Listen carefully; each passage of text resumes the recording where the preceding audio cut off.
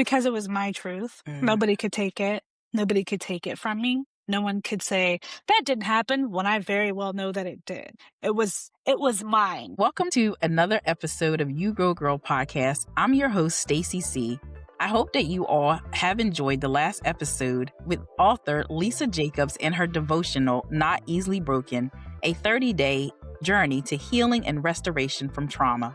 Today, we are stepping into a conversation that takes courage to have and even more courage to listen to: abuse and trauma. Two words that carry so much weight, so much silence, and for so many women, so much shame that was never theirs to carry in the first place. The truth is, more women than we realize are walking around carrying wounds from their past, wounds from childhood, wounds from relationships, wounds from people who were supposed to protect them but didn't. And far too many of them are doing it alone, in silence, believing that what happened to them somehow defines who they are. But today, we're going to talk about what happens after. What happens when you decide that your trauma does not get the final word? What happens when healing becomes just not possible, but intentional? What happens when a woman looks at everything she's been through and says, I am still here, I am still standing, and I am still growing?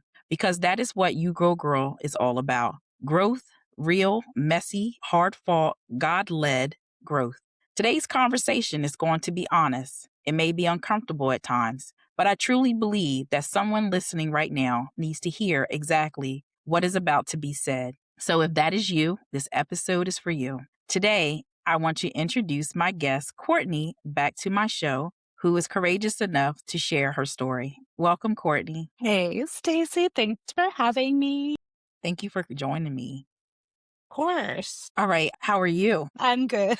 I'm good. How are you? Good, good. All right, we're going to get into what abuse is. I'm going to define it first.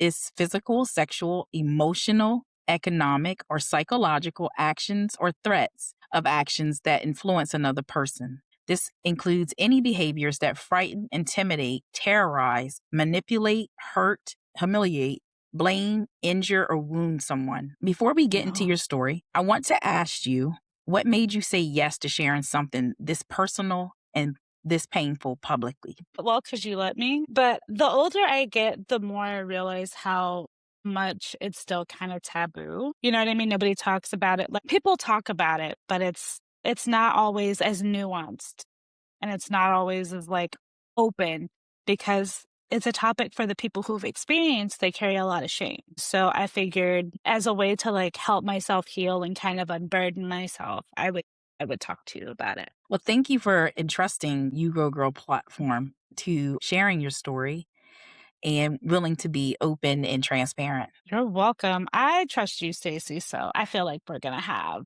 a time. Thank you. How are you feeling right now, sitting here about to share your story? Not as anxious as I thought I would be, to be honest. I thought I would be like a lot more like anxious or kind of tense about it, but I'm actually not. So I feel like that's like a good sign. Good. Is there anything you want women to know before we dive in? Um, Mostly that whatever happened to you and whoever did that thing to you, it wasn't you. It's not a reflection of you. It is all that other person, and as hard as that is to kind of come to terms with, it's not yours. It's not Right, yours. exactly, exactly. Okay, take us back to the beginning without sharing more than what you're comfortable with.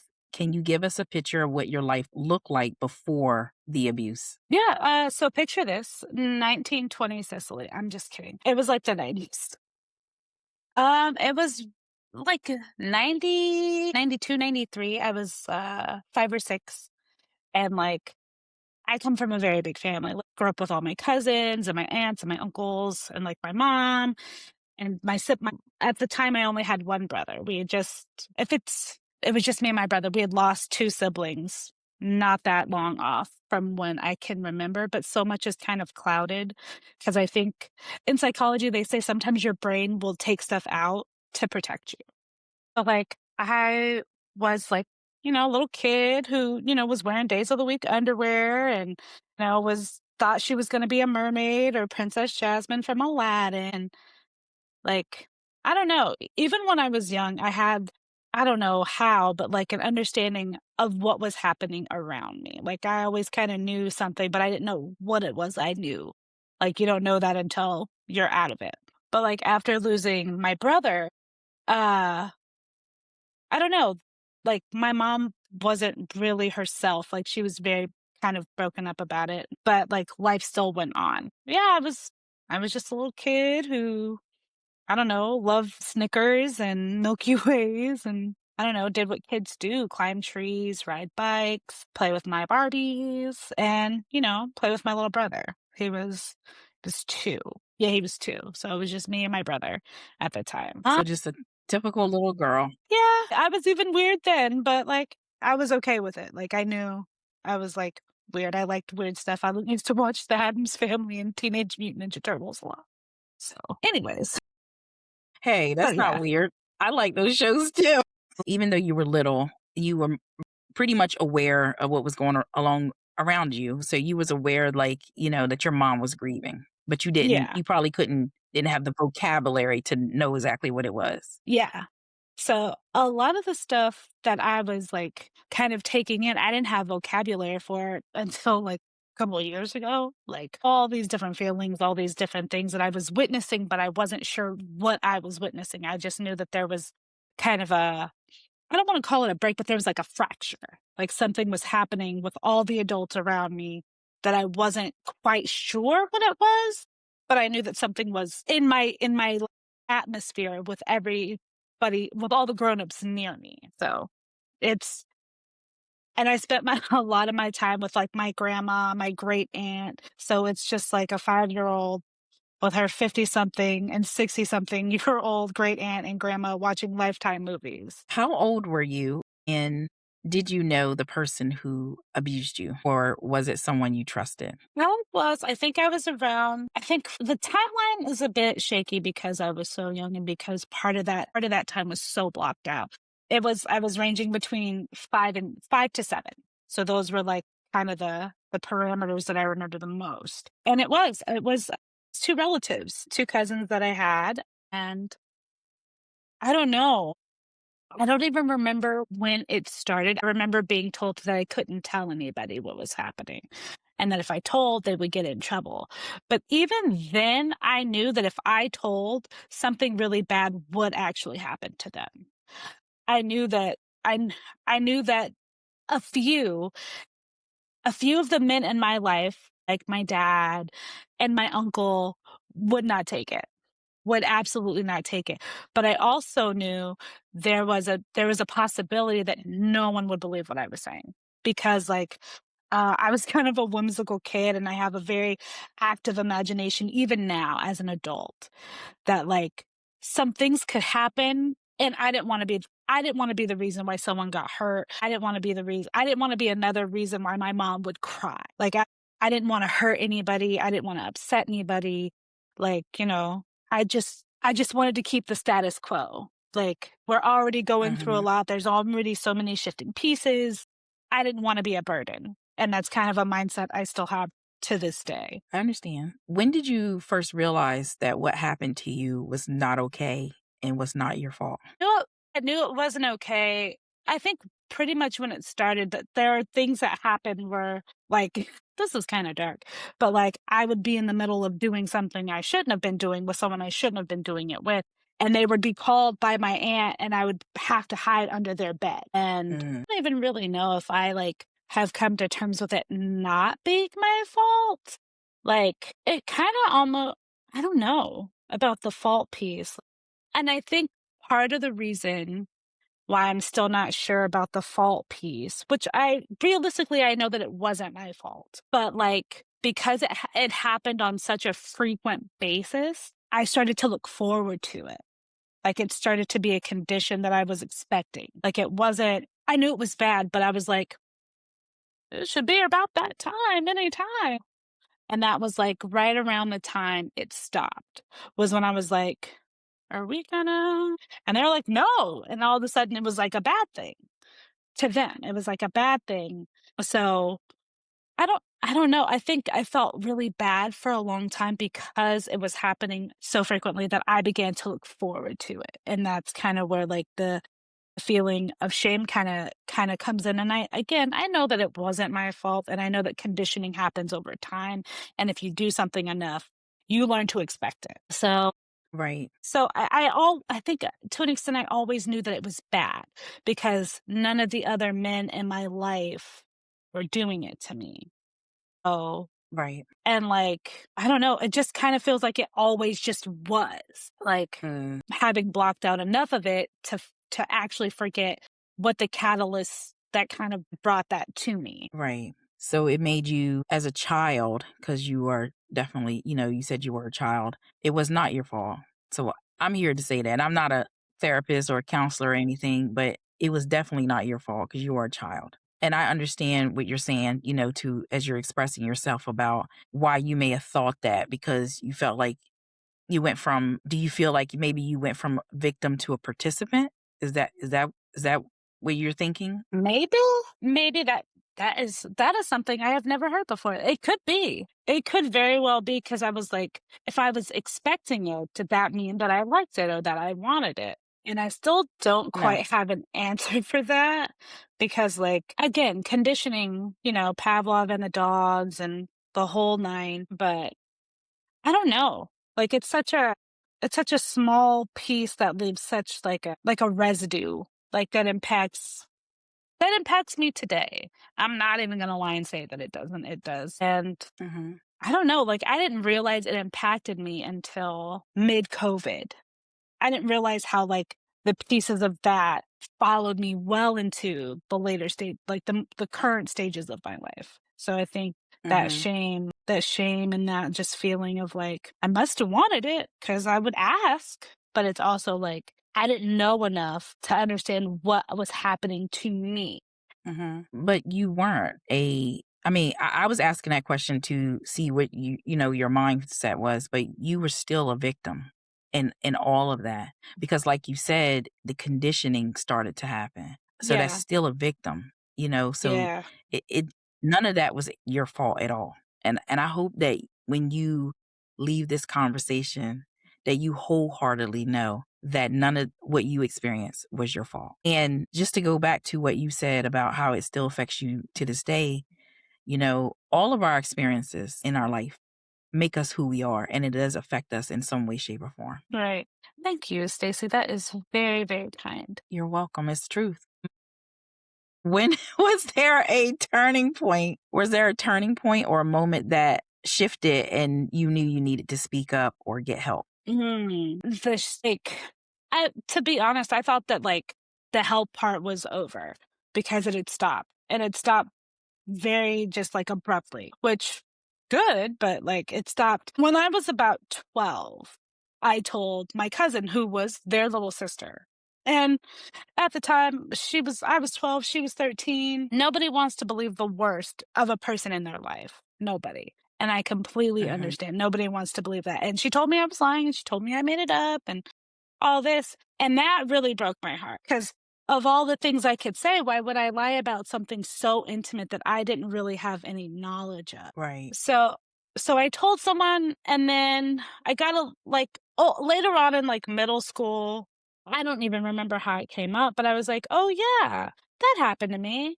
And most people, rational people are like, "Oh my god, that's terrible." And I'm like, "Oh, it happened. It's not happening anymore."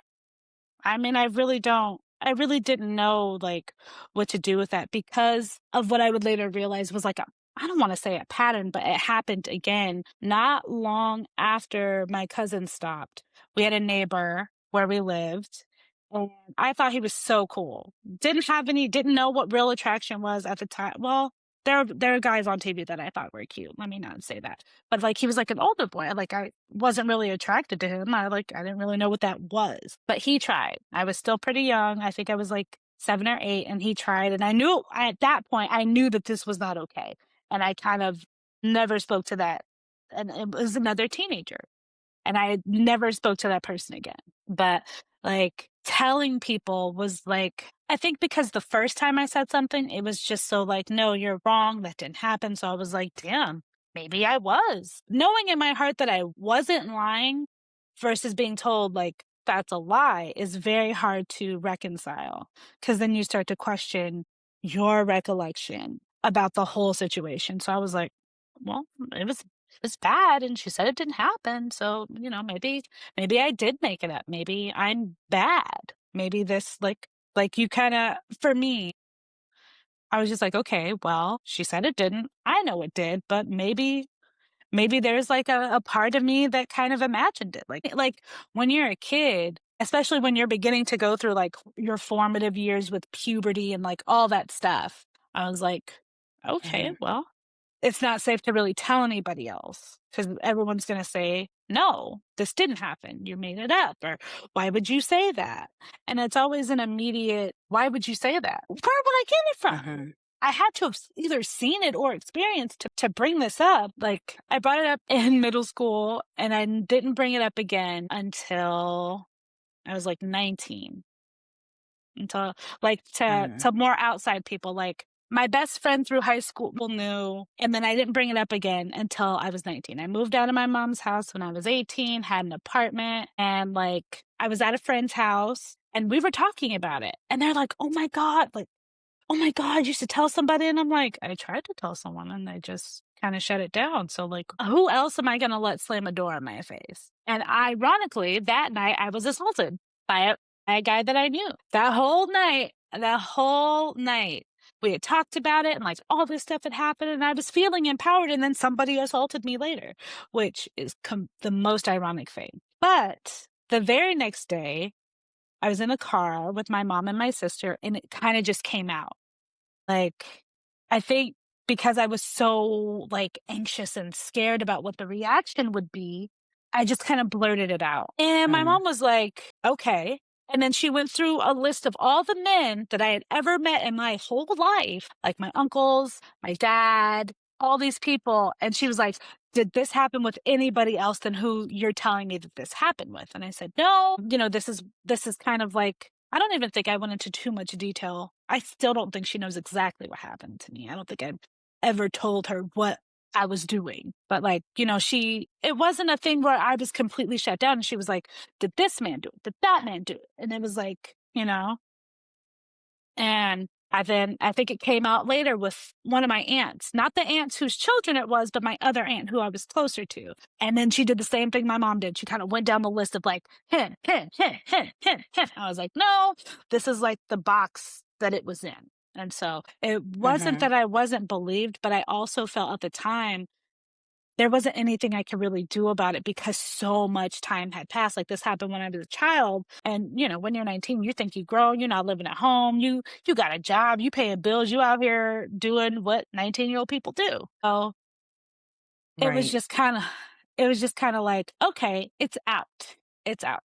And then into my early 20s, I was assaulted again. But it wasn't like the previous assaults. I was able to get away before anything could happen that I was not comfortable with. And it's literally that moment that Mhm. happens in movies all the time where you're like, okay, God, if you just get me out of this, I promise I'll never do this again. And sure enough, he got me out of it. And it was like a what I just remember taking off. Like, I was in this man's bathroom praying, God, please just get me out of this. Please, please, please. And so, like, I ran. I'm not a runner by any means ever, but Mhm. I don't know how, but in my mind, the layout of this man's apartment, I sprinted from the bathroom and made a circle and made a half circle to the door. And I was down the stairs and I was gone. I got my car and I took off. And, like, I was trying to calm myself down.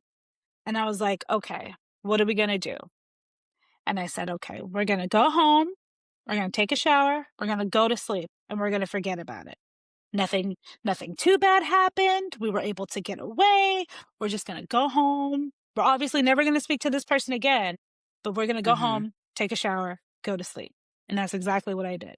I went home, took a shower, went to sleep. I was like, just trying to decompress from what very well could and would have happened. And so the next morning, I get up and there's a text from him. A weird, it's like a weird meme or GIF. It's him. He's like, "Hey, hopefully we can still be cool." And I was just like, and I think I typed back, "Ah," and I was like, "I will never speak to this man again in my life." And Wow. so, yeah, it was like a weird. It was like a weird thing. It was like a totally weird thing. And since I've never seen that man. And the ironic thing about that particular man is he had a child. He had a daughter. He had a young child at the time. And there was like a while where I was like, well, if you hadn't gone to that man's house and if you hadn't have been whatever, whatever, if you hadn't been so whatever, that probably wouldn't have happened. Like, you probably wouldn't have been in that situation. So I was like, "You're right. I don't need to be alone with dudes." And then it was like a thing, well, when the assault before that was like, I was in a living room full of people who were asleep, full of my friends who were asleep, and it still happened. So, Mhm. like, there was like a while where I was like, where is safe for me to be? Where am I going to be safe? And Mm. it was just like a thing. And I was just like, wow. Because, like, you kind of have to figure out, like, because it happened from my early childhood to my teens, semi as adult as someone can be at like 20, 21 years old, where am I safe? Like, am I okay? Right. And so, like, again, like, being a naive, trusting person, I mean, I still dated and I still had boyfriends, but it was kind of like that's when I realized there was like residue, or what I thought was like residue. Mhm. Because, like, something happened to me and somehow, some way, maybe other people, other men can sniff that out and they know, so they feel like they could do this to me. So that was kind of rough, and still part of me, I'm not gonna lie, Stacey, part of me feels like that's still there. Like, this one, so there's a guy that I know that I've known for years, and we never dated, Mhm. but he liked me, and we just could never figure it out. And he told me that there was something wrong with me sexually because I didn't want to sleep with him. And I was like, that's really dumb. You're really dumb. Right. And then there was another guy that Mhm. I met while I was out, and he told me I must be bad at sex because I don't have any kids. Like, something is wrong with me sexually because I don't have a bunch of kids. And I was like, the two were so correlated to me. I was like, that's kind of when I felt like I could pinpoint.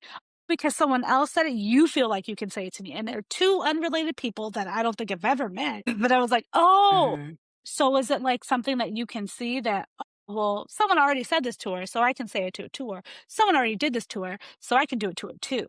So it just felt like there was something on me that men could see or read or smell or whatever, taste in my air, that you could treat me this way or you could say those kinds of things to me. And let me tell you how strong my block button is. You're blocked. You're at the block party. Have a great time. Remind those other men that are at the block party, I'm still as real as can be. You're blocked. You're Mhm. blocked. So, Right. like, and that, I'm sure that sounds terrible, but like, it does feel like there's something on me that they can see, like a sound that only dogs can hear, like, "Oh, she's experienced this. Let me see if I can go get a piece." So, things like that. No. I mean, again, I'm not a therapist. I hope that that's something that you explore with, your counselor or therapist. But I would say that the people who sexually abuse you, they were predators, and the ones that sexually assaulted you were predators as well. I would just look at it as God was protecting you, especially in that instinct when you prayed and asked him to get you out of that situation and you was able to get out of that apartment pretty quickly. God also protected you to show you exactly who they were before Mm, anything could go further, So right. I would look at it in that perspective, like, God is protecting me so that I'm not in Mhm. these, Situations. situations even longer that I need to be in, as an adult, what I mean. But definitely, I don't think that you would have anything on you like a marking or scent for another predator to know that you were hurt before. I don't believe that. Right. And anything, you are a survivor, so you're not a victim. So you Right, are a right, right. survivor now. Yeah. And Call me a Beyonce, so baby. I'm a survivor. They make it smell that. Maybe they can smell that you are a survivor and they trying to break that, but, God is still protecting you, so, I you received know. that. Amen. And seriously, I received that. Did anybody, because you talked about, letting your mother know and your sister know. So, Mhm. did they say that they suspected anything like that happening to you? No. No, nobody knew, and I wanted it that way. As a child, I went out of my way to make sure nothing about my behavior changed. Nothing. There were too many men in my life who I loved, and I was like, I remember thinking this so clearly as a little kid. If my behavior changes, they're gonna know, and I don't want them to Mhm. know. So I couldn't wince away. I couldn't have any fear towards the men in my life because they'd be like, "You've never shied away from me before. You've never acted like this, so what's going on?" So I made a very conscious decision to not change. I couldn't change my behavior, I couldn't change my patterns, I had to stay the same. And for the most part, I did. I also made a conscious decision to forgive my cousins. And I'm sure we'll talk about that later, but it didn't stay that way. Not that I am harboring any ill feelings or anything like that. But, like, it's really hard to live with the choice of a child as an adult, Mhm. especially when you have more information that, little you was never going to have. So Right. Right. so that's been Well, I w I will say this, as I've been on my own, healing journey and getting information, I know, my therapist, Sarah, shout out to Sarah, sent me shout out to some, Sarah. videos. Yes, sent me some videos, with Doctor oh gosh, he's been on other podcasts, I can't his name escapes me right now, but he was given a seminar on YouTube. And one of the things, it's different parts for the seminar that he's been given on healing. And one of the things that really resonated with me was when you have certain things that happen in your life, and even though you're on a path to healing, you have to sometimes like accept that path again and again and again. It's not like a one time thing. So, like, healing can't just be one time. You may have to Oh, no. continuously go through that healing. So, you forgiving your abusers is for you, and Right. it's setting you on a trajectory to heal. So that might be something that you have to continuously do Ooh, until you don't need to anymore. Stacy, okay. Dropping bombs. But I think that that's true. I think that I can believe that because, like, it has Mhm. to be something. It has to be a conscious thing that you do every day. Because if not, if you don't get to that place where you don't need to anymore, it's hard to make it there if you don't consciously do it. And right now, I have not been consciously doing it, but I'm going to try to consciously do it because I can consider it something that little me needed, something that little me decided very early that I would need to do before I could even question it. So having heard what you said, first of all, maybe that is something that I can do to honor her for her, like, peace, for her own peace. What gave you the courage to finally speak your truth? Because it was my truth. Nobody could take it. Nobody could take it from me. No one could say that didn't happen when I very well know that it did. It was mine. So you don't have to like it. You don't even have to want to hear it, but it's mine. It's absolutely Right. my truth. So yeah, no, it didn't happen to you. And I'm so glad it didn't happen to you, but it happened to me. And that is something that I Mhm. have to live with. I have to live with what happened. I have to look myself in the mirror every day and decide that those decisions that other people made don't make me ugly, if that makes any sense. Right. No, it makes perfect sense. What did that moment of deciding to speak up actually feel like for you? What I'm hoping it will feel like, because I'm not sure what I'm hoping it will feel like, is freedom and kind of opening the wound bigger so it can heal. Like taking the stitches out and trying to stitch it back so it'll heal. Cause like it's not fair that little me and, preteen me and teenage me have to walk around with that. And it's kind of like a form of reparenting. Like, hey, this happened to us and it's not okay, but we made it. So now it's trying to give the Mhm. child peace. It's trying to give the preteen comfort, and it's trying to soothe the anger of the teenager. And it's trying to make sure that the adult gets the healing. Because at the end of the day, they've all cycled out of it and it's just me now. and I have to do what's best for the collective, if that makes sense. Makes total sense. I understand. Yes. What was the scariest part of coming forward or telling your story? What is the scariest part for you? People I know saying it. More specifically, my aunt. I don't think that she will see the podcast. I don't know, to be honest. But I was the mother of the kids. I'm really still Mhm. scared of her to know this because I really don't know what it'll do to her mental state or if she'll even believe it. Because Mm, who wants to find out that their children are predators? Even having new right. information about said children, who wants to believe that the child that you love, that you nurture, that you raise could do something horrible? Like, who wants to think that their son is a demon? Mhm. And so my biggest fear is that she sees it, but also kind of my other fear is that she won't. And she won't know because like and a lot of where I'm just kind of getting over guilt about the entirety of the situation with one of my cousins, her middle son, Mhm. is that last year he got convicted for doing this with other people. He's a Right. teacher and a cheer coach, and he did it. And I, Stacy, I can't tell you how many times I cried because my feeling was if I had been braver, if I had been stronger, and if I had told somebody, like the right someone at the right time, maybe those girls wouldn't have to experience what I did. Maybe they wouldn't have to carry that shame or those scars or that pain or the ugliness of what that actually is that nobody really talks about because it's ugly. Doing that to stealing someone's Mhm. innocence is ugly. And I want to say that it's unforgivable, but you have to find the forgiveness in it. Everybody's going to come to that at their own pace and their own time. And sometimes they don't. Sometimes they don't forgive that person. And that's okay for them too. Mhm. Like, that's okay. But like, I had a lot of guilt. I had a lot of guilt about like that being my fault. Like, if I had told somebody, that girl wouldn't have to deal with that. Or those girls, whoever that he did that to, maybe wouldn't have had to deal with him in the way that I dealt with him for a while. So, I can understand that. I can understand where you have the guilt of not telling, but you were afraid. You were a child, you were afraid. And, when you did tell somebody, you said when you were 12, that person didn't believe you. Especially, that person being close to you. I'm sure, like you said, it hurt. So, right. you have nothing to feel guilty about, And because again, ironically, you were a victim as well. fair. Ironically, so during COVID, she was at my house and we were talking.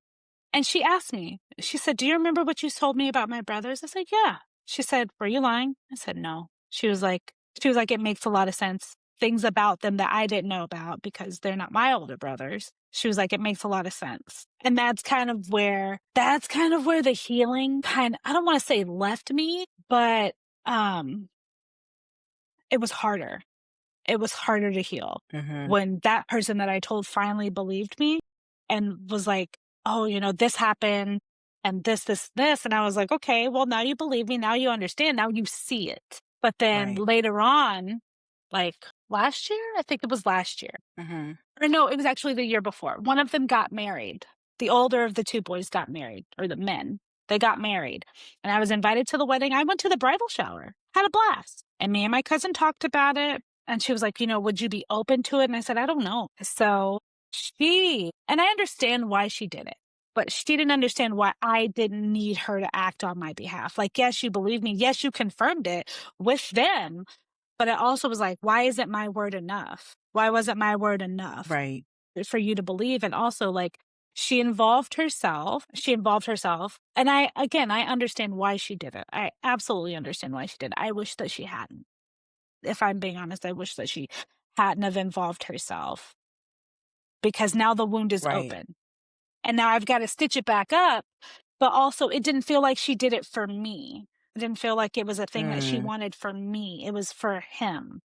And because he Mhm. got remanded into custody last year before Christmas, and he's serving time for his new offenses. And I followed it in the news. And, like, during COVID, she had started having Bible study at her house, and I was all for it.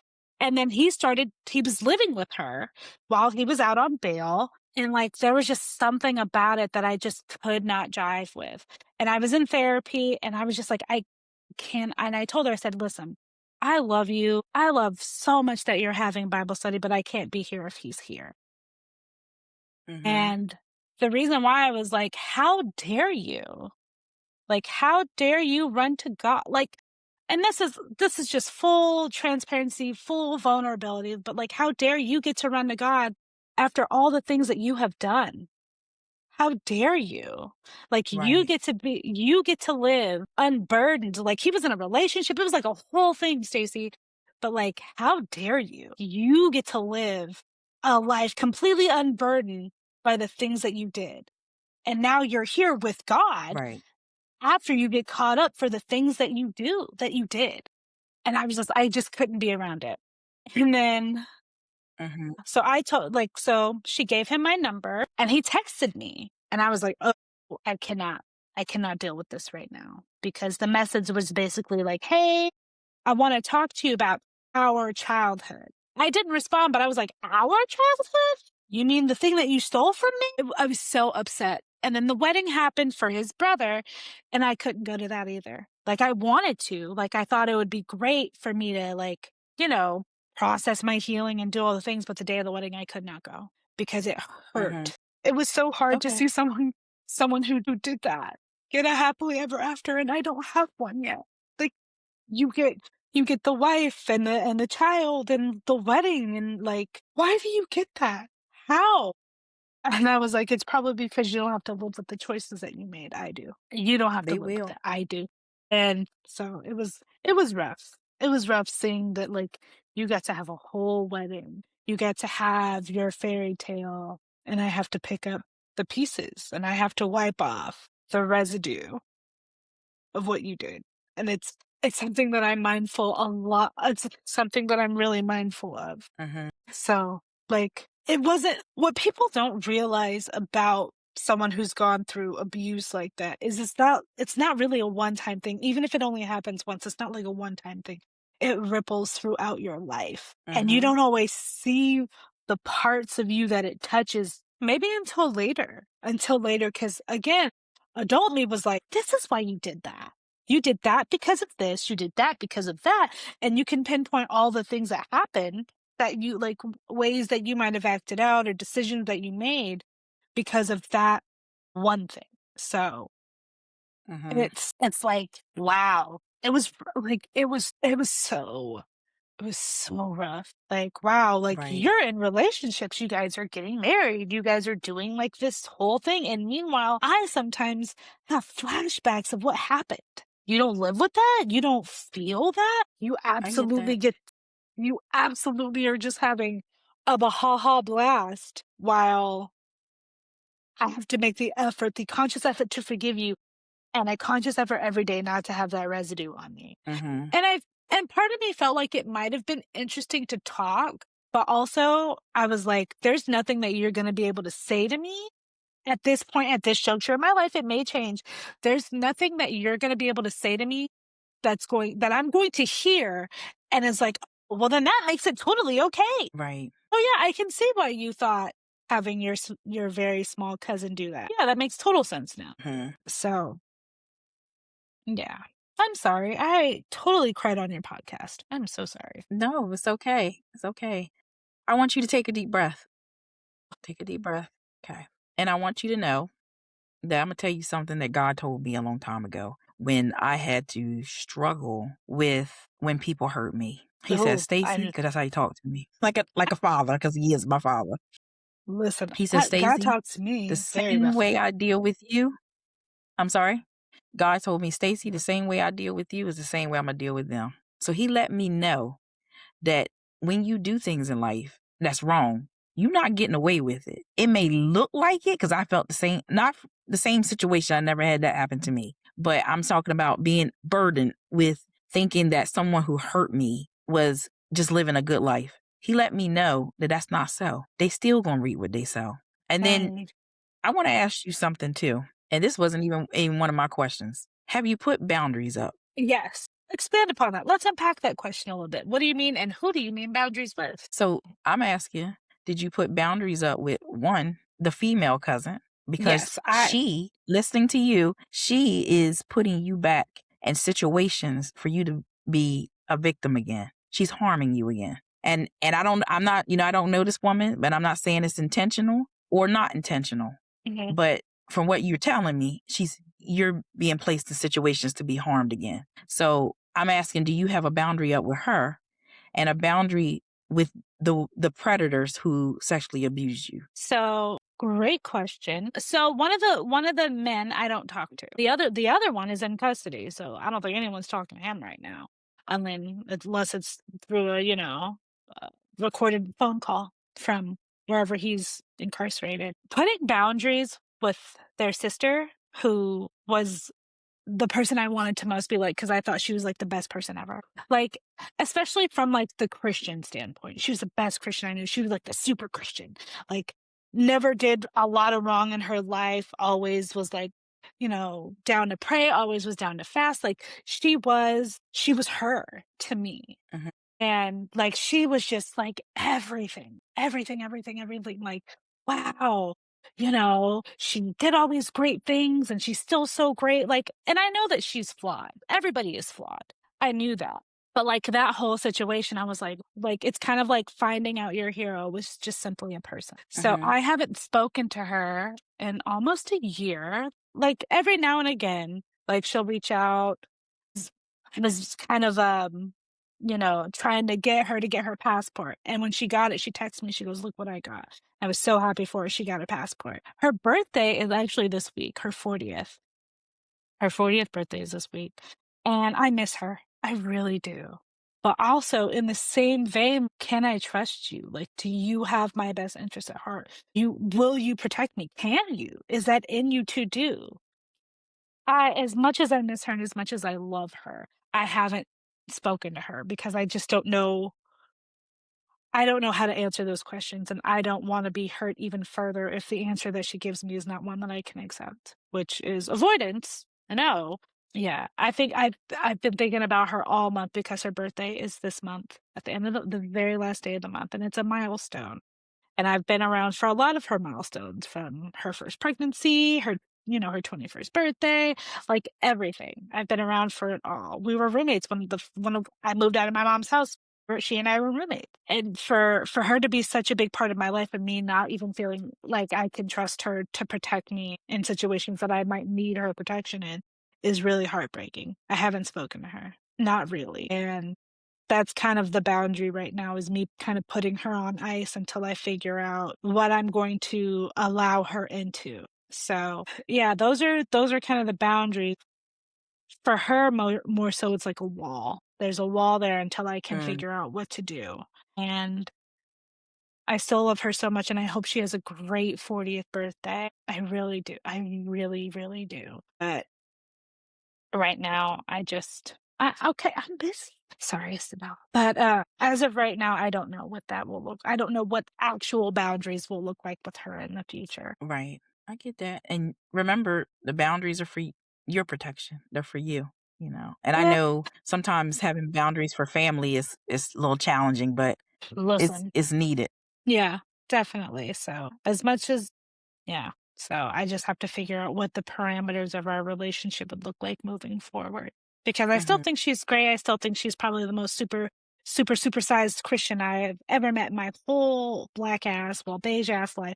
Sorry, I didn't mean to cuss on your podcast. Oh my God. It's So sorry. okay. But yeah, I just gotta keep her at arm's length. So, Yeah. And you mentioned you were worried about your aunt seeing the mhm. podcast or, it Hearing about being it. brought to her attention. Do you have support for, if she does learn of the podcast or hear that you have shared your story? I do. I have my sisters, my mom, my best friends, Jesus. I have the supports in place. I just am really truly like concerned about like how that would ripple throughout, the family. Like how's that gonna Mhm. look for everybody? Like not so much Right. for my cousin, but like very more so for her. Cause like, she's most of the OG women, most of the thugs in my family, which are mostly the women, sensitive, very sensitive women, very, very, very soft. You have to sometimes handle them with a very light touch. I'm not always great at that because I'm gonna ask you what you want. Yeah, no. I think it would be really interesting for her to hear it, and Mhm. I wonder where her mind would go with all the information that I've, like, told you about. Because we were, Right. like, super churchy family, like, grew up in church, and we used to have these Mhm. things at the church called encounters, where it'd be, like, a weekend retreat at one of the, like, local hotels, and it would be just workshops, like, different Christian workshops throughout the whole weekend. And I remember, Mm.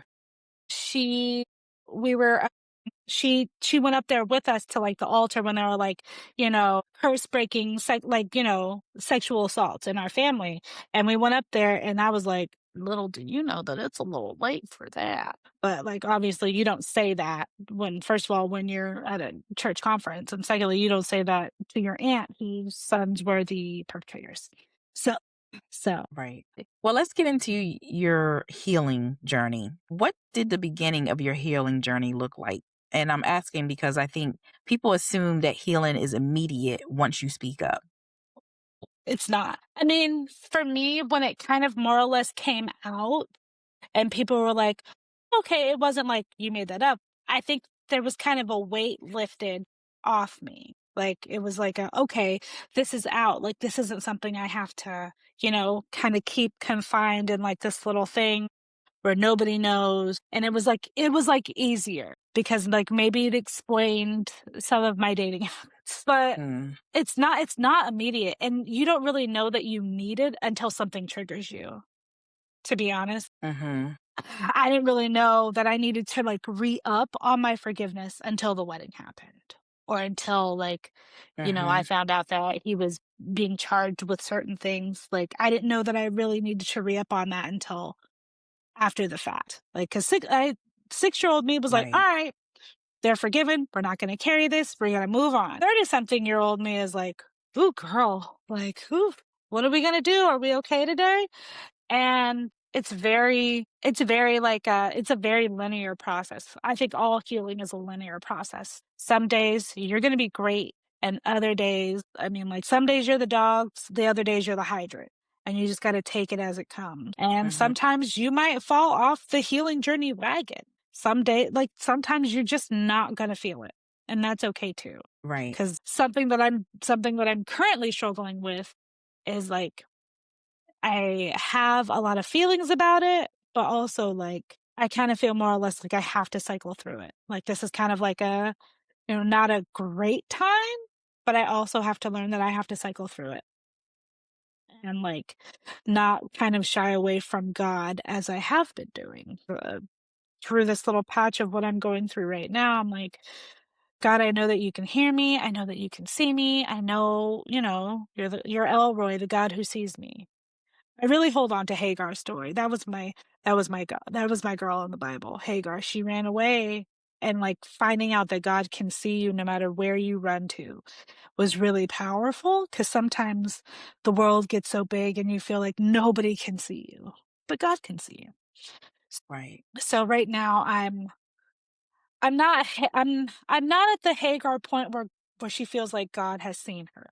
Like, she knows God is there, but, like, "Can you see me?" So right now I'm, like, in a Hagar phase. I'm running. I'm running with all this grief, and I'm running with all this stuff, and I haven't slowed down enough to let God see me where we can see each other. He can see me. I can't see him right now. So Mm. it's just like a thing. It's like a bad, I don't even wanna call it a bad patch in healing. It's just sometimes you're in the desert with your healing, and that's where I am right now. I'm kind of in a desert, and I'm just trying to That remember. was Go ahead. you trying to remember what? Try to remember that there's nowhere I can go that he doesn't see me or he doesn't hear me, even if it feels like he's too slow. That was actually one of my questions about your relationship with God. But you're saying you're running. Do you think that being on this podcast is a way for you not that you're not running? You see, that was nasty. I like that. Maybe. I think it can be. I think that there's definitely I think now that I'm sitting in one space and I'm, like, being as vulnerable as I've ever been, in public, I think that this is Mhm. a very good way for me to stop and see and, like, kind of look up. I think definitely helps the run. I think it definitely helps the Mhm. run. 'Cause listen. Again, I'm not a runner, but I was running like Forrest Gump, and everywhere I went, I was running. Like, that's kind of where I'm at right now. But this is a nice, not a forced slowdown, but because I made the choice to talk about it. Maybe Elroy Right. will be here. Maybe Hagar is finally at the spot. But yeah, it's definitely a linear process. There's no manual how to heal. 1, 2, and 3. It's like, no, some days, again, some days you're the dog, some days you're the hydrant. So you're Mhm. stronger some days, you're weaker some days, and then there's like there can be a valley and there can be a mountain. All of them are okay. Right. All of them are okay, and Right. all of them are going to help you get to where you need to be. Mhm. Have you sought therapy or counseling during your healing journey? And if so, what has that experience been like for you? So earlier, so I need to find a new therapist, but during part of this, I was in therapy. And she kind of said the same thing that you did. This isn't your fault. You didn't do anything. You didn't deserve this, like those kind of things. But sometimes when you're in that healing piece, it's hard to see where you're not at fault, especially for someone like me, a parentified eldest daughter. Mhm. There are certain parameters that you live with being an oldest girl Mhm. that you always have to be on. You have to be perfect. Everything has to flow, and it has to flow through you. And hearing that it doesn't have to flow through me and that I don't have to be the program was Right. like a relief, but also it's like I am the program now. Like I don't know how to be anything else other than the program. And not in a way Mhm. that like everybody needs me to do stuff, but like I am learning how to be a sister and not a mom. With that healing comes because like it's your whole childhood that like, pieces go. Within therapy, I learned that I didn't have to be, but that's a lot easier said than done. It's hard to practice being one thing when you've been another thing the whole of your life. So like when all this was happening, I was the oldest.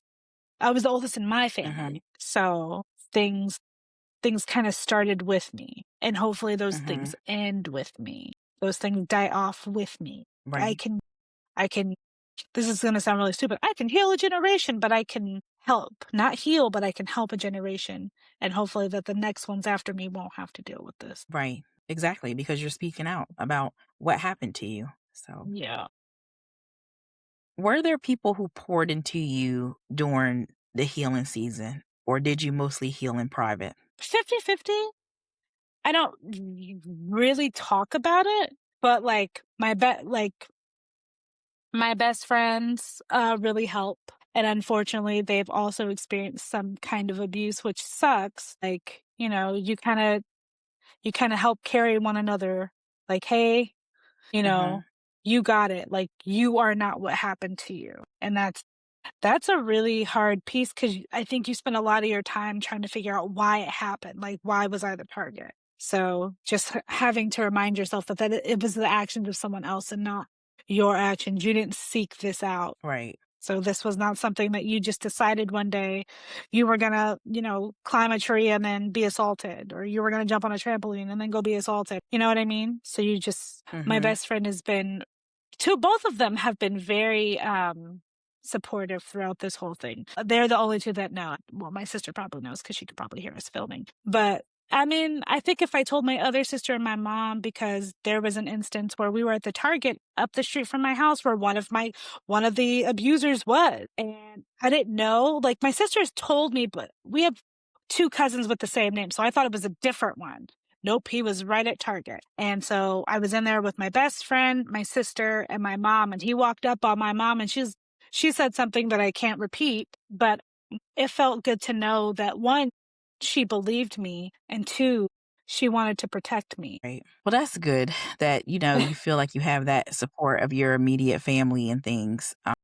It makes you feel protected, like you said, and that you're sharing your truth and there are people who believe you and are going to protect you. Yes. Did you ever document it with journaling or writing? No. I probably could have, I probably should have, but I didn't. It was just kind of something that lives in the back of my mind that just kind of is in a box that I don't really touch. So No, I probably should, but there's so much that I don't remember. There's like, and I feel like if I was gonna write it, I would want all the details, and there are just some that my mind won't give back. There are just some things that my mind is just like, "Hey, girl, no, I know that you remember some, but we're not gonna put this on you. Right, We don't think that you should have that, so we're not gonna give that to you. But you have enough memories. But this piece and this piece and this piece we're taking." right. Sexual assault can make a person feel like their body is no longer their own. How Mm. did you begin to reconnect with yourself? I'm still learning how to do that. Mhm, I think as I'm trying to be more honest about how I look and how I feel about how I look and about what my body is actually for and what it's not for, you're not just somebody's toy. You're not somebody's means to an end. Just so you're not just like a good time girl. mhm, Because because I don't date a lot, I haven't had to deal much with that anymore. Back when I was dating them, because there was a time I was like, "Well, this is what you're supposed to do. This is how you keep your mhm, boyfriend. This is how you get a boyfriend. This is how whatever." And I think going to the gym helps because that's those they produces a lot of endorphins and a lot of things that make you feel good, and knowing that you're making a change with your body. Sometimes though, in mhm. certain situations, especially with members of the opposite sex, you can kind of feel like, like when men come along and say, "Oh, there's something you must not, your sex must be bad because you don't have kids." Sir, you have 4 kids with 3 different women and you think my body is the problem? Like, Exactly. so it was just like, I don't know what you're looking to gain from this. Like, what I always wonder what the outcome was in his mind was supposed to be. Like, oh, I was just going to throw it back at you because you said I wasn't good at sex. I don't really care how you feel Mhm, about what the things that I'm good at. That's not my priority. And I think that was huge because I think in a very mhm. different season, I would have acted very differently. I would have acted very Right, differently from that because I was like, well, I would have been like, well, what do you mean? Like, how do I change his mind? Why does he think that? Like, it would have been a very different experience if I had been younger when it happened instead of being like, mhm. ew, get away from me, you're blocked. Like, you don't get to determine my worth based on me not, living to a standard that you have set up for yourself and for the people around you. Sir, you have broken families. I'm the problem because I don't. Right, You right. have a bunch of kids. I think you should be far less concerned about what I'm doing with my body and who I'm giving it to or not giving it to. Like, I was so disgusted. I was like, I don't even know how that math is right. Mm, I So don't know. He I think it's come with age. mhm. Yeah, he But was yeah, crazy. I'm telling you, why don't you have kids? Because I like buying stuff and going places. And I haven't met anyone yet Exactly. that I want to be attached to for that long. You mean I have to look at you Mhm. regularly? I'm good. You don't have any self control. I'm good. I know that's right. Like, sir, please get away from me expeditiously. Go away from me with this Yes. Apollo. Go away from me with this. Have you struggled to forgive yourself? Ooh, yes. Yeah. Mm. Especially after Is the news got out about what he had done. I was like, yep, this is 100% your fault. You did this. You caused this. You let this monster run free. Which is kind of weird and kind of like, I don't know, selfish to believe that I had the power to stop someone who didn't want to stop. I was just kind of like the flagship. I was just like the maiden voyage. Oh, I can do this and get away with it. And like, and feeling like I let him get away with it, I was like, "Man, that those kids, those kids experienced something that wasn't for them. They experienced something way too early that right. their bodies can do, but their minds can't fathom what that really is. Like, I don't know, sex is weird and all these other things, and like, you're not as smart as you're gonna be from, I don't know, childhood to 16 or to 23.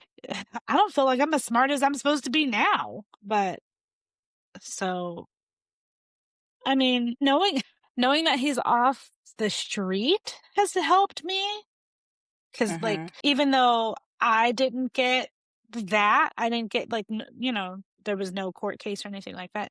Even though I didn't, somebody else did.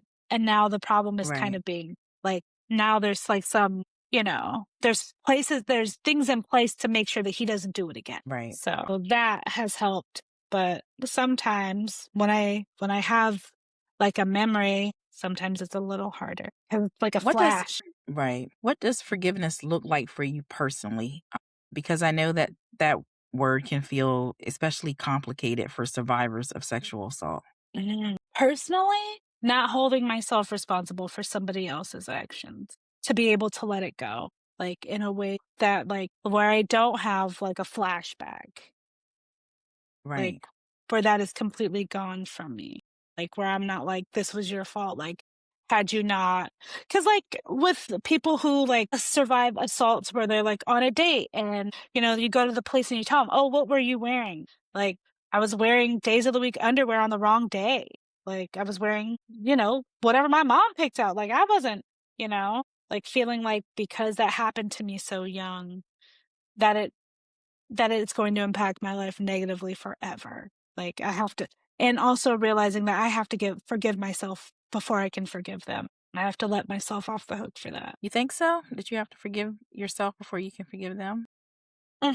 Because I feels kind sometimes it feels like we're, like, tied together because, yes, I was the target, but they did it, and I didn't say anything about it, so, like, if I can forgive myself and if I can feel like, selfishly that they don't get the happily ever after and that I will get one, like, if I can believe that, then it'll be easier because then if I take the power away, forgiving them is a lot easier when I don't feel like we both did something bad, but I'm the only one who has to live with it. If that sounds crazy, I know. No, no, I understand. Sexual assault can deeply affect how a woman sees herself. So, how did you begin to separate your identity from what happened to you, or have you? Mm, I have, but it's been very slow, especially, Hmm. like, being in past relationships and having, like, a flashback is rough because now I feel like this is gonna impact someone else's life that it shouldn't have to impact. So, I don't know, to be honest. I don't know yet. I don't know how I've taken myself back. I think it's a slow thing of trying to, like, make sure that I'm healthy first, and Hmm. then I'll be able to, like, finally feel like I have a claim on this body. Like, it's not for anybody else but me. Right. In what ways did the assault change you? And in what ways has healing restored you? Well, Stacy, you asked it changed what I didn't realize is that it changed the way I saw men. You experience something long enough, you start to believe that, wow, all y'all kinda suck. And I didn't realize it until my best friend pointed it out. She was like, "Oh, yeah, you hate them." It's like, "I hate men?" And then I thought about it, and I was like, "I kinda do." So, it's coming out of that where I'm, like, being more honest with myself about the things that I want in the long term, like, admitting to myself that I would like to be in a relationship after years of being so comfortable not dealing with men, I think. Hmm. And I think taking that time to really find and heal myself from, like, the trauma and the, terrible relationships that I did find myself in as an adult has healed me, has healed the way that I approach things now. Hmm. Like, I try to be way more thoughtful and logical and try not to social media does not help, by the way, because social media will show you that some men are absolute, stale ham sandwiches of people. But I think a lot of it has to do with being honest with myself versus anybody else, and, like, being able to say the things that I want out loud without that shame has healed me, and, like, being more vocal about it. But I think it definitely changed the way I interacted with boys when I was in high school and when I was in middle school because I never felt like I was good enough or pretty enough or I had to do certain things to get them to see me, to like me, to see that I was, not a terrible person and that I am funny. I may be a lot of things, but I'm Right. funny. And, like, Right. how does someone see past your body to see who you are as a person? And once I was Mm. honest with myself about how finding positive things that I liked about myself and even body parts that I liked on my body that helped heal things that you kind of experience post abuse and, like, moving throughout your life. Like, I Hmm. really had to give myself permission to exist in a way that was comfortable for me. Right. Right. So that has healed me, but being more aware and being more vocal about things that I don't like. How do you handle triggers or hard days, even now that you're further along in your healing? I have to step back. And my initial response is always to retreat, is always to be inward, like just kind of retreat into myself and try to kind of, what is the word I'm looking for? I have to soothe myself first during the hard days. I have to Hmm. soothe myself and finding healthier coping skills. Right now, my coping skills aren't the best, but I think just being honest with God about it. Hey, God, this is where I'm at. Where are you? Please come get me. That has been, hey, Hmm. God, I know that I'm behaving in a way that you don't like, but I'm still here and I still want you and I'm still waiting for you.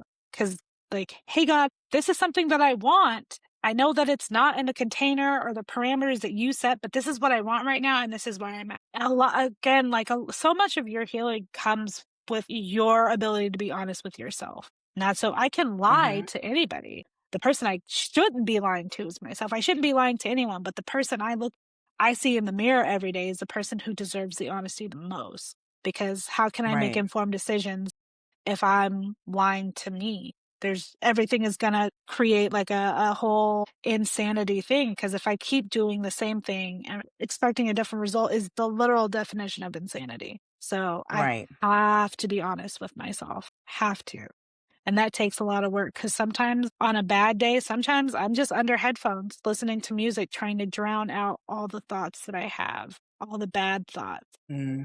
that I have about me and about where I am with God and how God doesn't care and He's not coming because no one's coming to save you. And I was on my flight home last night and I was having these terrible thoughts. And then I was like, that's actually not true. God cares about the little things. If God can tell me how many hairs are on my head, He cares enough about the little things. He cares about the details.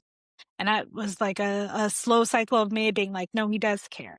And this is how He cared. And so just getting to a point where I'm like, no, He does care about me. He does care about the things that I think about, the things that I do. He does care about those things. So Right. it's all those things. Yes. Since you're talking referencing God, what has God spoken over you about your worth and identity that directly contradicts what the assault try to make you believe? Girl, now you're really trying to make me cry. Here we go, Steve. One of the things I haven't even answered yet. One of the things that God said to me a lot when I asked Him about why He made me this way is because you're mine. Because I wanted you this way. Because people needed you this way. Because there are so many times where I'm like, God, why did you make me this way? Why do I have to be this way? It's because I called you to be this way. Because other people needed you to be this way. I know that you don't like it, but I need you this way and it's not for you. And I'm here with you and you are mine. And that definitely contradicts feeling really bad and all the things that I tell myself that I am. It's such a simple thing to say to someone when they're hurting is that you are mine and I want you regardless of all of that. So I am so embarrassed, but just Don't one be thing. embarrassed. Stacey, I hate crying with a passion. I hate crying more than I hate taking pictures, which is a lot. I feel like I do not photograph well, but you are mine. Sometimes, and all your flaws and all the things that I made in you that are great, you're mine. And either way, you're going to Nineveh. Shout out to Jonah who ran and still ended up in Nineveh when he did want to go. But yeah, not my will, but your will. So, Amen. I'm going to say that those are tears of joy because when you know who you belong to. So I'm going to say that those tears of joy of knowing that you are God's daughter. And again, it's a purpose. It's always a purpose, always. even when we don't understand. Oh my god, that's one thing I ask God about. Why? Why? Sometimes I hit him with the Korean. What? He'll still answer you in that language too. Listen. Sometimes you just gotta wait and see the why. Shame is often one of the heaviest things survivors carry. How did you begin to put that shame down? Ooh, slowly, very slowly. That's something I'm still doing.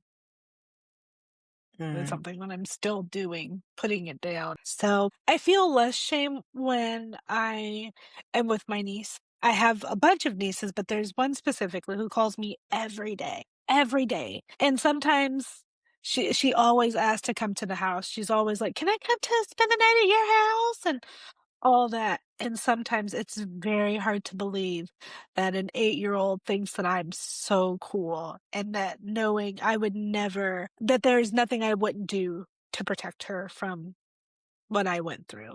Again, I love all my nieces equally, all of them, and I don't have favorites, Mhm. even though this particular 8-year-old would used to ask me, "Who's your favorite?" But feeling like trying to understand and see what she thinks about her mother's oldest sister, why she thinks I'm so great. Mhm. There's very little room for shade when this girl wants to put makeup on your face. When she whispers and she wants to just put makeup on you or talk about K-pop demon hunters or like just lay in your bed and just sit and be with you. It's hard to have shame when there's a completely innocent person who just kind of thinks you're the bee's knees, just wants to come to your house and bake cookies with you. It's hard to have shame when I'm with the children because they have no idea of what my past is and they only see the person that is here now. Like, Right.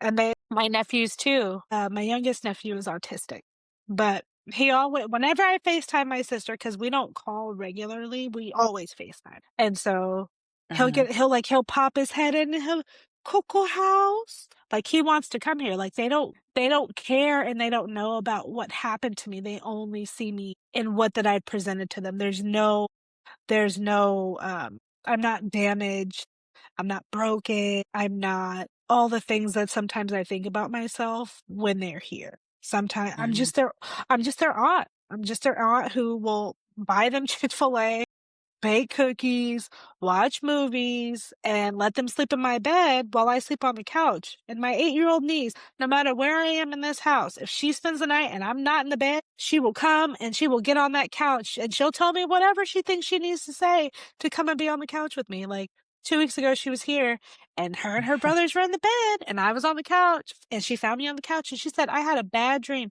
And she came and snuggled up with me. It doesn't matter. It doesn't matter all the things that I've experienced, it doesn't matter to her because she sees me as someone safe, and that's what I want to be Right. for all of the people in my life. So, it's really hard to have shame when people who only see what you presented to them see, and they think that that is good. That's good enough for them. So you mentioned purpose earlier, and I did too. And I think that's your purpose is to Ooh, help Stacy. other people feel safe when you didn't. Stacy, while these questions are really good, I really don't need to be red in the face all day because because she's That wasn't actually a coming over. question. Oh, Stacy. That wasn't a question. You trying to have But me with the my purpose. Denzel glory tier. You trying to get me with that Denzel glory tier. I see you, ma'am. You're not slick. I see you, Stacey. But maybe No, I'm could be. not. Could be. You're not I'm slick. telling you the truth. I'm telling you what I asked God, you put the words in my mouth. So God is putting these words in my mouth. Oh So Lord, now you done brought him into this. I'm really about to be uh, all the a time. water bat. All right. Let's get into your message with to other women. So what do Ooh, you want a woman who has experienced sexual assault and has never told a single soul? What do you want her to know? that shame is not yours. Those actions of that other person are not yours. There's nothing you could have said, done, had on to justify what happened to you. That shame is now for you. And don't let fear stop you from being who you were always going to be. Yes. Don't let a label keep you from yourself because you're worth knowing, you're worth experiencing, you're worth love, you're worth effort, you're worth everything. You're worth it all. What would you say to women who are too ashamed or too afraid to speak up? Don't be. And that's a lot easier said than done when you're in the thick of it. Don't be because speaking up is how you get your confidence back because it's not something you have to carry alone. And in community, especially in the right community, it can be something that people use to highlight your strength, your bravery, your survival, and they can see you through that. You're not damaged, you're Right. not broken, and your voice is still powerful. And don't think about the people who you're afraid of. Think about yourself because that's your truth and nobody can take that from you. What do you want women to know about healing from sexual assault that nobody told you? It's not linear. You are gonna have bad days. You're gonna feel bad sometimes. You are gonna wonder why, and you might never know. And that's unfortunate, but sometimes that's the reality of it. And you are still you underneath what you feel. That how vibrant, how smart, how kind, how loving, how gentle, how anointed, how everything that you were before that you were still now. Don't let that person take the light from you. Don't run from you. Don't let that person take you from you. Now, I'm going to ask you a question. And the next question is something that I've done myself when I told you I've watched those videos. And one of the ladies in the first video actually had me do this. So I'm going to Mhm. ask you a question, and it might be a little difficult for you. Okay. Is there something that you would tell your younger self, the version of you who is carrying this alone? You don't have to. You don't have to do it by yourself. And it's not for you to do by yourself. And you make it against all the odds, against everything that you feel, you make it. And it gets and to all It those other does. ladies who experienced, it gets better, so it gets better. You can still have your life. It does. All right. Take another deep breath. How has your story become your ministry, and what do you hope it produces in women who hear it? How? To be honest, I didn't think it could be. I don't really talk about it that much, but I hope what I hope that it does is I hope it's like, I don't know, it's like a crack in the box, because you put that away. You put that piece of you away because you feel like it's bad or it's ugly, but I hope it cracks open the box enough for someone to feel brave enough to say it, whether it's to themselves or a trusted person in their life, that they can feel that weight lifting off them, that shame falling off them, that guilt falling off them. You don't have to apologize for what someone did to you. So hopefully it's just a small little sliver of light in someone's darkness. And I hope that they know that there's a lot more community for you than there is against you. There are people out there There is. who can be with you, who can see you and don't see you with fault or with damage or with fracture or with brokenness, that you are whole in your discomfort, in your fear, in your shame, in your anger. And you're allowed to have all your feelings, and you don't have to accept them, but you can cycle through them as they come. They're just indicators to tell you that something happened to you that you did not want, that you did not deserve. You can feel them and keep going. Please keep moving forward. There is a forward. I promise. I promise you there's a forward. It doesn't seem like it, but there is. I promise. And every step that you take is taking you forward, no matter how dark it Mhm. is, no matter how small you feel, no matter what is against you. And if I can do it, you can do it. I promise you. I promise, I promise, I promise. There is a fork. You don't realize it now, but when you look back to see, even if you feel like you have to do it at your alone initially, I promise you, there is more to come. There is more of you to come. Yes. Since you're talking about moving forward, what does your life look like now on the other side of that season? Oh, it looks like intentionality of going the way that, like, moving my life in the way that I want it to go, and like full transparency. I have to be intentional about where I wanna go, and hope that God is either when I jump off the cliff into intentionality and transparency, that a couple of things are gonna happen. Either 1, he's gonna put wings on my back, and I'm gonna fly, or 2, he's gonna catch me and carry me to where I need to go. So, yeah, that's sometimes you just have to jump. And with moving forward in a way that, like, essentially allowed me to tell what happened to me or to you. Oh my god, dyslexia is so crazy. Anyways, but, like, being able to share what happened was a jump, was a jump right off a cliff. So either I'm gonna fly or he's gonna catch me. So those are the only 2 options. So if I fly, that's great. That means I got wings and that I can keep moving forward.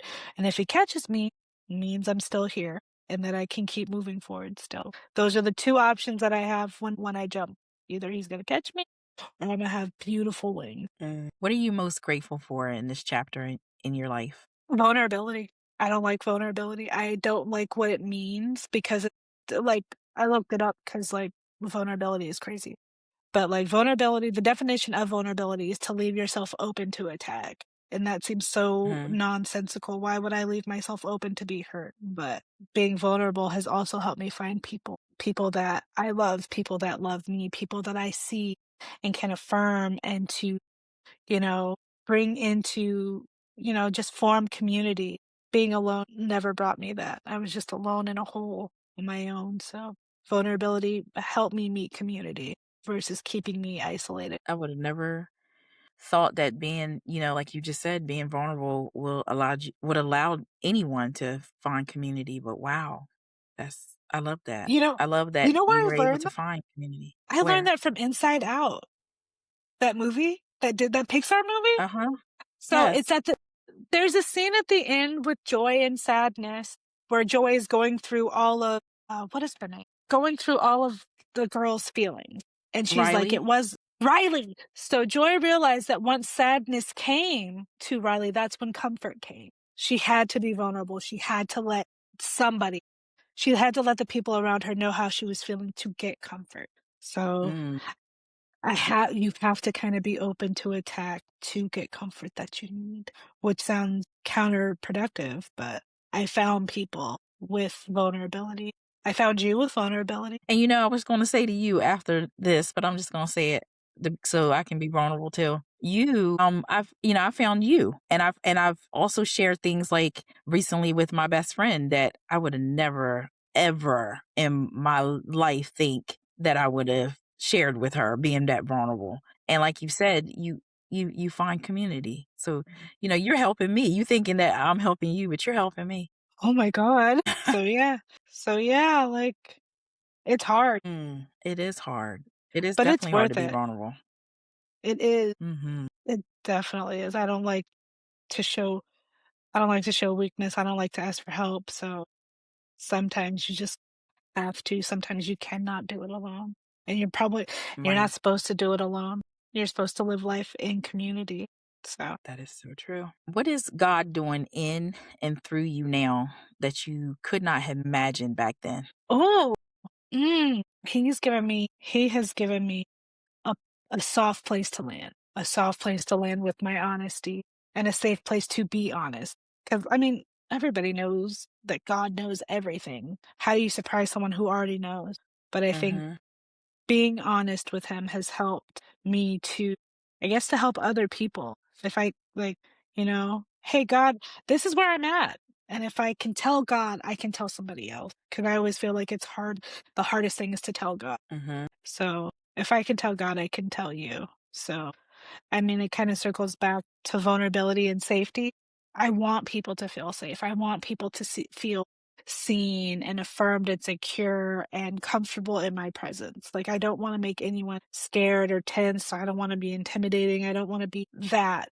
And as cheesy as it sounds, a lot of people are going through a lot, a lot of things unseen. So Mhm. kindness goes a long way. So being more Yes. mindful of how to approach to things and learning how to take a step back or how to stop to consider someone else. So for a long time, I felt like a bull in a china shop where I was just tearing up stuff. And I found that that wasn't true based on some of the people who are around me because I used to feel like I asked the dumbest questions or said all the wrong things. And then someone was like, "You're the only person who's ever asked me that." So, like, having the wherewithal to ask a question that seems dumb might actually be Mhm. doing good for someone else. Right. There's no such thing as a dumb question. There really are no dumb questions except that one. Yeah, that one was. How are you using your story to reach women who are still where you once were? This, I never thought honestly, Stacey, when I asked you about this, I have no idea where that thought came from because Really? we had just finished the other podcast, and I was telling the other person about how much fun I had. And I was thinking about it and I Mhm. was like, what about this? And then I texted you and you're like, and my thought was, I wonder if she'll ask me to do it. I hope she does. Never would have thought. Never would have thought that this was something that I would tell the internet. So I don't think it was me. Because again, I'm not a huge fan of vulnerability. While I know that I need to be vulnerable, it's not something I would initially offer. So I don't know. Whatever comes from this, I guess like the starting point. I guess I don't know. So we'll see what Well, happens. we will. And since you were so vulnerable and open to being on here, where can women connect with you if they need support or want to follow your journey? Oh, wow. I'm terrible at social media, but, like, I'm on social media, and, like, if you wanna talk, you can email me. I'm one of those weird adults who hates having, like, over 100, emails in their inbox because I don't know why. But, like, I'm on Instagram. My Instagram handle is Courtney Saw That. You can have my email if you want, which, I mean, sounds odd, but, like, I'm open. My email is Jones, 87 Courtney, Courtney @gmail.com. I just that feels so weird because like I don't know. I when I think of myself, I don't really think anyone is paying attention to half the things I do, which is why I typically just do what I want to do because I figure no one is watching. So like if someone reaches out to me, and I'm not saying that they will, but I think if someone did, I would be genuinely stunned. I would be genuinely surprised and shocked because I just kind of see Well, myself as a weird kid. your information will be available. And, you know, you have to embrace, like you said, embrace the quote unquote weird. Maybe all of us have something that is weird in some aspect, about us. So, But I love that. I love, like, the weird nuances that people have. Like, people who are weirded hmm out that I sleep with socks on. Like, that's weird to some people, but it's cool. Or people who, like, have to chew 10 cubes of ice before they go to sleep because it soothes them in some way. Like it's weird. It's nuanced, though. It's person specific. hmm So, I love stuff like that. Like, my sister doesn't like when her right, food touches on her plate. I don't care. I'm gonna eat it anyway. But, like, that's, right, like, her thing, or, like, I don't know, hmm like, everybody has, like, their thing. I've always enjoyed finding out what right. people's things are. Yeah, that is so true. Like, That is what so is your true. I weird know someone nuance like thing? that too. What is your thing, Me, Stacey? I don't know. If I would ask my daughter, she probably would just say, no, she's just really corny. But that is And I'm fun okay too. with that. Right. I'm okay with that being corny. At almost 50 Don't in don't a piss few me off, years. Stacey, don't do this. In a few years, don't piss me off, Stacey. Well, I'll be 48 in October. Thank you, Jesus. Amen, you So made it! I don't care about yes, I don't care about being corny or weird. I'm like, okay, Listen, and it's not so until someone points it out, like, I realized my cousin pointed out one time, she was like, "Do you realize that when you read magazines, you read from the back all the way to the front, like, you never start at the front of the magazine?" And I was like, "Damn." And I still do it. I still have to start at the end and work my way to the front. So, that's a weird nuanced thing makes that it more nobody else exciting. does. No, truly, because I wanna know how we got here. Like, what led to this? Right. But being corny is fun. Yes. And weird too. We should We get love to see t-shirts it. made. I love a t-shirt. I love a themed t-shirt. Me too. I So have a somebody t-shirt might that think says that's weird. nope. I have a t-shirt that says freelance auntie. I'll be the auntie to your kid. I'll be the auntie to your child as long as I can fight him. I told Andrea's son, I said, "Hey, remember, I never stopped fighting children. Never. These hands is rated G for generational. You and your baby can get these hands." No. See, that's weird. Why do you want to fight children? I never stop. So I never like. I'm not afraid of you. I fought your mom, and she lost. Yeah. Okay. Before I let you go, I just want to say thank you. Thank you for your courage. Thank you for Oh, trusting this space with being so sacred and so personal. What you just did, showing up, speaking up, sharing your truth, that was not small. That was powerful. And someone listening needed every single word of it. oh my God, Stacy. To every Thank you. woman who just heard this conversation, you're welcome. If something stirred in you, do not ignore it. That stirring is not an accident. Maybe this is the first time you've ever heard your story told out loud by someone else. Maybe this is the push that you needed to finally tell someone. Maybe this is the permission you've been waiting for to start healing. You are not what happened to you. You are not your silence. You are not your shame. And you do not have to carry this alone anymore. If you are in crisis or need support right now, please reach out to the National Sexual Assault Hotline at 1 800 656 4673. They are available 24 hours a day, 7 days a week. And you can also visit RAIN, that's RAIN.org, to chat confidentially online. You deserve that support. Please use it. And Courtney, again, I want to thank you for coming on the show, for trusting me, trusting the You Grow Girl platform, for you being so vulnerable and opening up and being courageous. And most importantly, I'm glad that you didn't run. Ugh. So again, women, you can follow Courtney. She gave her information again. So if you don't mind, Courtney, where can women who are listening find you, follow your journey, and connect with you if they need someone who understands? Instagram, Courtney saw that, and my email is oh my god, what the Woo! My email is Jones, Jones 87 Courtney Courtney @ Thank you for being here. Oh, And for those out there, please share this episode with every woman you know who needs it. You never know whose life you might change by pressing that share button. Do not forget to subscribe, leave us a review, and follow us on YouTube, Apple Podcasts, and Spotify so you never miss an episode. I am your host, Stacy C., and make time to see you grow, girl.